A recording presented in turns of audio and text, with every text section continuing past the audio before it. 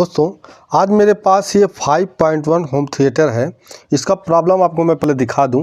यहाँ देखिए, जैसे ही पावर को लगाया जा रहा है और थोड़ी देर इस पर डिस्प्ले आ रहा है, उसके बाद ये बंद हो जा रहा है। चूँकि मैं इसको सीरीज बोर्ड में चेक कर रहा हूँ, तो सीरीज में नहीं रहेगा तो और भी ज़्यादा फॉल्ट हो जाएगा। आप फिर एक बार देख लीजिए, यहाँ जैसे ही लगाया जा रहा है थोड़ी देर के बाद ये कट जा रहा है और हमारा सीरीज का जो बल्ब है वो जल जा रहा है।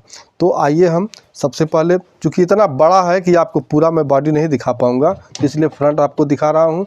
इसके बाद मैं पीछे का इस तरह से करके और प्लेट को मैं यहाँ बाहर इसे कर लेता हूँ। तो दोस्तों, आज की इस वीडियो में हम यही बताएंगे कि होम थिएटर में इस तरह का प्रॉब्लम आप कहाँ से आता है और इसको कैसे आप सॉल्व कर सकते हैं। आप देख सकते हैं कि इसमें थोड़ा सा मैं दिखाने की कोशिश कर रहा हूँ। यहाँ देखिए, इसमें 7 ट्रांजिस्टर लगे हुए हैं।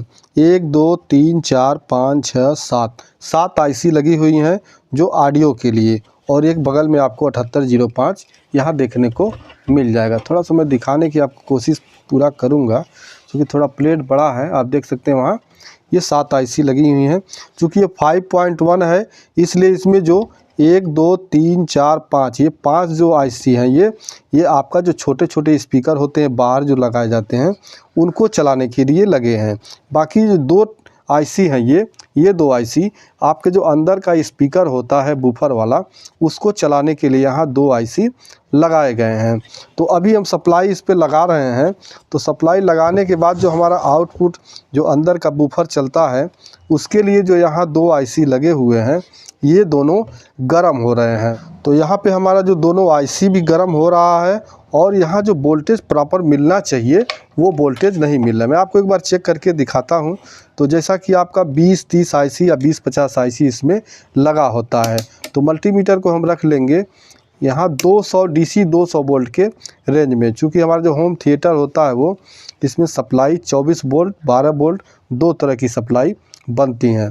तो यहाँ मैं सप्लाई इसको लगाता हूँ, और सप्लाई लगा देने के बाद देखिए, इसका जो है आप यहाँ अगर निगेटिव नहीं जान पाते हैं तो जो बड़ा बड़ा कैपेसिटर लगा होगा, वहाँ पे आप कैपेसिटर पे इस तरह से ग्राउंड रख लेंगे।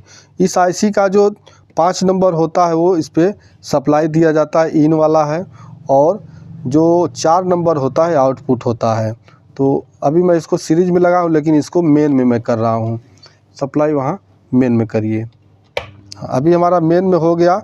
अभी देख सकते हैं यहाँ जो सप्लाई हमको मिल रहा है 5 नंबर पे 31 वोल्ट, और 4 नंबर पे यहाँ 30 वोल्ट, जबकि जो भी यहाँ मेन सप्लाई आ रही है उसकी यहाँ आधा हमको मिलना चाहिए। यहाँ आप देख सकते हैं जो है कि 4 नंबर पे जो भी हमारा 5 नंबर पे सप्लाई आती है मेन, उसका ठीक आधा यहाँ होना चाहिए। लेकिन यहाँ दोनों आईसी पे देखिए वोल्टेज लगभग आधा नहीं, थोड़ा सा केवल कम 31 वोल्ट है, तो यहाँ 27 वोल्ट आ रहा है। और यहाँ आप जो छोटे छोटे स्पीकर के लिए लगे हैं, यहाँ देखिए 31 वोल्ट है, तो यहाँ हमको सप्लाई 15 वोल्ट मिले। सेम इसी तरह से वोल्टेज यहाँ भी आपको मिलना चाहिए। अगर नहीं मिलता है तो इसका मतलब ये आईसी ख़राब है। तो ये आईसी ख़राब है। अब हम इस आईसी को पहले निकाल लेते हैं। तो यहाँ पे मैं दोनों आईसी को रिसोल्ड कर लिया हूँ, मतलब सोल्डर हटा लिया। आप किसी भी डिसोल्डर वायर या सोल्डिंग पंप किसी भी मदद से आप इसको आईसी को आप डिसोल्ड कर सकते हैं। तो अब मैं इसे खोल के पहले बाहर निकाल लेता हूँ। तो अभी यहाँ पे हमने दोनों आईसी को देखिए यहाँ से निकाल लिया है, और इस आईसी का नंबर है ये TDA 2050। दोस्तों, TDA 2050 आपके पास अगर ये नहीं है तो आप TDA 2030 भी लगा सकते हैं, लेकिन वो 2030 का एम्पियर कम होता है और वो जल्दी से ख़राब हो जाता है। लेकिन काम चलाऊ आप लगा सकते हैं, लेकिन ये जो आप सेम नंबर का लगाएंगे तो बेहतर होगा। आप देख सकते हैं जो मैं नया लगा रहा हूँ TDA 2050 है। तो मैं दोनों आईसी को यहाँ पहले फिक्स कर देता हूँ। तो यहाँ दोनों आईसी को मैं यहाँ डाल के और अच्छे से टाइट कर दिया हूँ, और अब इसे हम सोल्डिंग कर लेते हैं। तो सोल्डिंग करने के लिए देखिए आपको यहाँ आईसी के पिनों पे थोड़ा थोड़ा पेस्ट आपको लगा लेना है। इस तरह से पेस्ट लगा लेना है, उसके बाद यहाँ सोल्डर करना है। देखिए, पेस्ट जब लगा रहेगा तो आपका सोल्डिंग जल्दी से पकड़ लेगा। उसके बाद यहाँ सभी पिनों को मैं बार बार गिर जा रहा है, तो सभी पिनों को अच्छी तरह से यहाँ हम सोल्ड कर लेंगे। सोल्डिंग कर लेने के बाद अगर आपको कुछ लगता है कि इसमें कहीं कोई पिन सटा हो तो इस तरह से आप चिमटी या पेचकस लेके ऐसे बीच में इस तरह से आप चला देंगे, तो अगर कोई भी सोल्डर कहीं चिपका होगा तो वो हट जाएगा। तो इस तरह से कर लेने के बाद अब हम इसे सप्लाई देंगे एक बार, और सप्लाई दे के पहले आउटपुट का वोल्टेज हम यहाँ चेक करेंगे।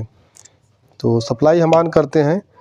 अभी देखिए सप्लाई हमने ऑन कर दिया है और मल्टीमीटर से हम यहाँ आउटपुट वोल्टेज एक बार चेक करेंगे।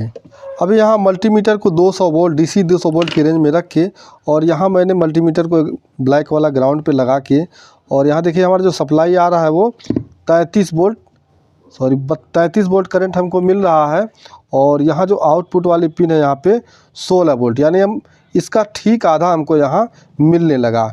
ठीक दूसरी आईसी पे हम यहाँ चेक करते हैं 33 वोल्ट है, और यहाँ जो आउटपुट का ये पिन है ये 16 वोल्ट। तो अभी यहाँ हमको टोटल आधा सप्लाई मिलने लगी। और जो हमारा ये होम थिएटर है ये ऑन पोजीशन में भी है। तो अभी मैं आपको थोड़ा प्लेट इसका मैं अंदर कर देता हूँ, और प्लेट अंदर करके अभी दिखा रहा हूँ आपको। अभी देखिए हमारा जो होम थिएटर है वो अब मतलब बंद नहीं हो रहा, बंद होने वाला जो प्रॉब्लम था मेरा वो सॉल्व हो गया है। तो इस तरह से ये छोटा सा फॉल्ट, चूँकि आईसी शॉर्ट होने की वजह से वहाँ सप्लाई हमारी ड्रॉप हो जा रही थी, जिसके कारण ये टोटल सप्लाई इसका ये बंद हो जा रहा था। तो इस तरह से आप होम थिएटर को सप्लाई चेक करके आप आसानी से रिपेयर कर सकते हैं। तो मिलते हैं नेक्स्ट वीडियो में, तब तक के लिए नमस्कार।